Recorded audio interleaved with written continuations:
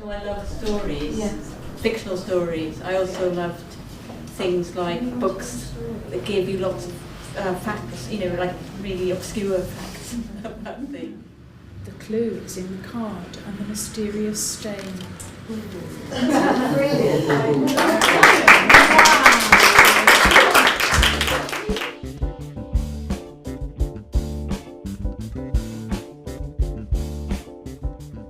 My name is Izzy. I found out about this through a writing group that I go to once a month. Yeah, I quite like reading because I quite like writing, so I find it inspiring for writing different things to read like as many books as possible. My name's Wilkie Dickinson Sparks. I'm 18 years old. I'm just going into university now. When I think about reading, I think about reading out loud. I find that if I can read it out loud, or even if I can read it to someone else, I take in a lot more information, and I just get a lot more out of it, because it's the sort of the blending of the reading and the acting coming together into storytelling, and that's something I'm really interested in. Hello, my name is Ava Aubrey Comboy. Just curling up with a book that catches your fancy and just looking through it, trying to get as much detail as you can before going on to the next page.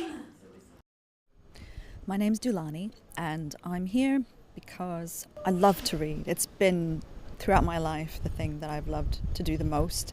As a quiet child, books were my best friend. When life didn't seem that interesting, books provided a place that was always fascinating to be. And being shy didn't matter because everything was happening around me and I could just watch. I guess I have a passion for reading and I want to share that with other people.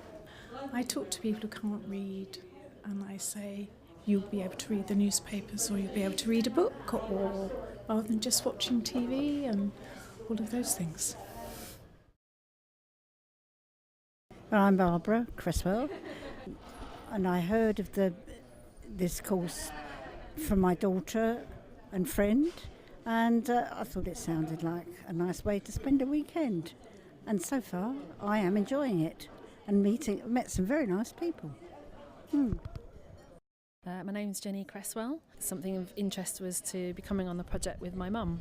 I like the idea of sharing an experience with her, and also seeing what sort of stories she might have to say, as well as finding out what stories I might have to say. I've got an idea around telling a story around a favourite book of mine, which is Anne of Green Gables, and that's also a book that's special to my mum, so I'm wondering if we might end up telling a story about the same book. It'd be interesting to see how they might come out differently. My aunt brought me several books, and this was one of them. And I think I was about 10 or 11, and I fell in love with Anne, and I still read it from time to time. And then I picked it up at, I don't even know what age, No. but certainly we've both written in the front. And Mum's got it like on the Kindle as well. It's on the Kindle as well. Right. Oh, wow.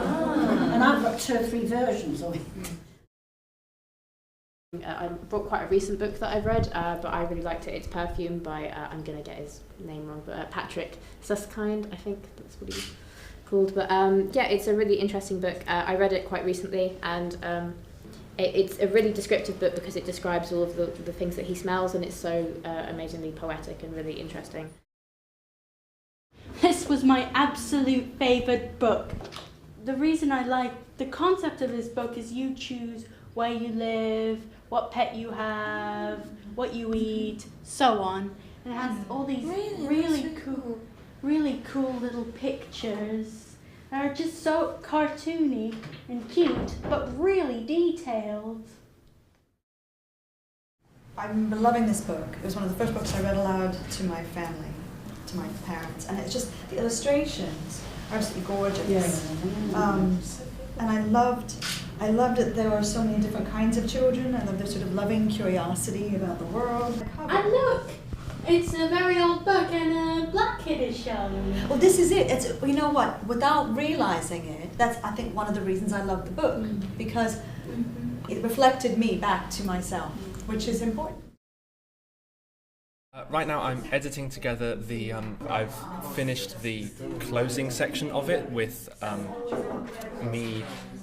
video of me turning the pages of a book and the sections of video that I collected from the rest of the group. Making the film and matching it to the sound, choosing to fade in or fade out with a great deal of help. I have managed to do one or two things myself with the mouse. I think the first day was probably the toughest with all the group work. I think that was probably the most challenging day. But I think it really helped to shape stories, and since then really it's just been a lot of great support from everybody here in getting the films put together and getting the stories told the way that we'd like them to be done. I've gotten to know people here that I wouldn't necessarily speak to otherwise, and so that's been really informative. And the whole process and being able to make something at the end, I've really enjoyed, and I think it's a really valuable thing to do. The whole technical side of things is still something of a mystery to me, but I was really, really grateful to all the fantastic support we had that took all the fear and tension out of it. And the sandwiches were good.